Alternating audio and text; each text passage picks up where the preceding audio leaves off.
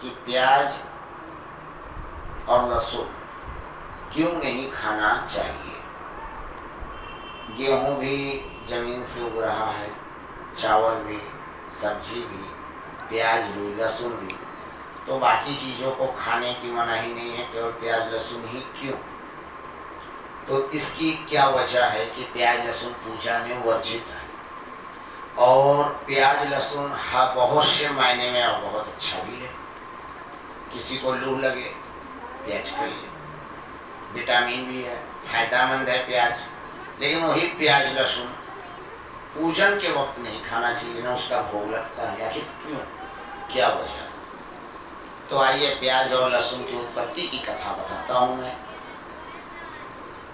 जब दुर्वासा ऋषि के श्राप के कारण लक्ष्मी माता समुद्र में समाहित हो जाती है, पूरे स्वर्ग में लक्ष्मी की क्षति हो जाती है, सोना और चांदी की अकाल पड़ जाती है, लक्ष्मी के बिना कोई कार्य होने वाला नहीं।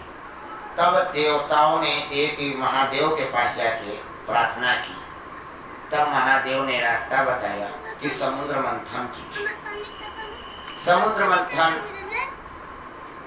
अकेले संभव नहीं था, जिसके कारण देवता और दैत्यों का समझौता होता है और उन दोनों लोगों ने मिल करके समुद्र का मंथन शुरू कर दिया। समुद्र मंथन शुरू किए, जिसमें सर्वप्रथम 5 गाय सुशीला, सुरभि, बहुला, सुभद्रा, नंदा निकली।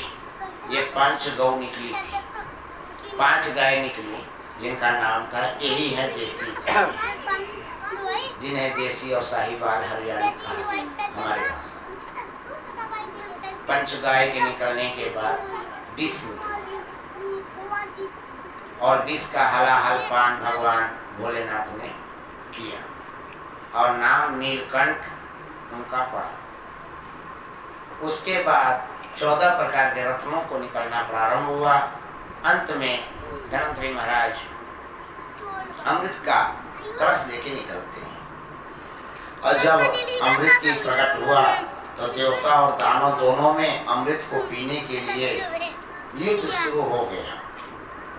जब दोनों में युद्ध शुरू हो गया तो उस युद्ध को रोकने के लिए भगवान विष्णु ने मोहिनी रूप लिया। मोहिनी रूप लेकर के देवताओं को और असुरों को अमृत बांटने का बराबर व्यवस्था। तब एक असुर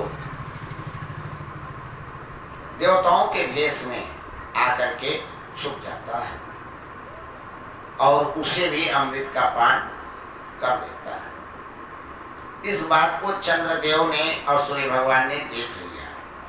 उनके बताने पर भगवान विष्णु ने सुदर्शन चक्र उठा करके उसका सिर काट दिया।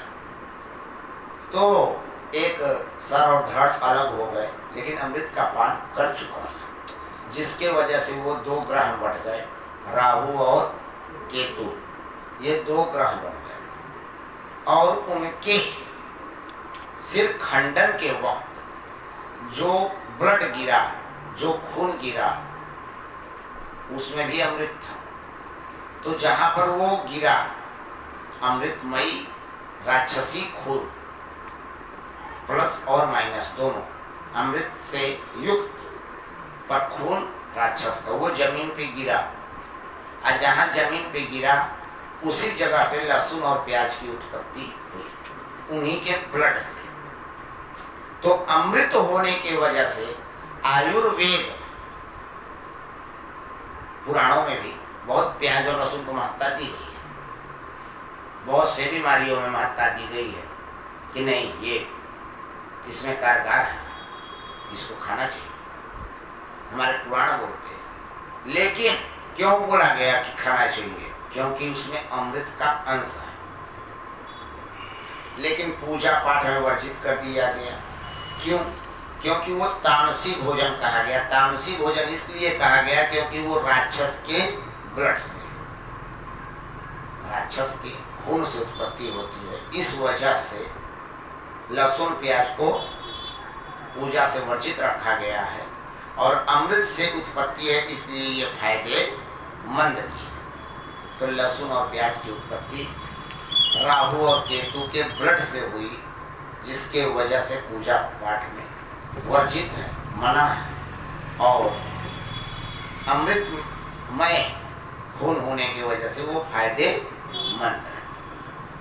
ये थी लहसुन और प्याज की उत्पत्ति। इसीलिए में भोग में लहसुन और प्याज मना किया।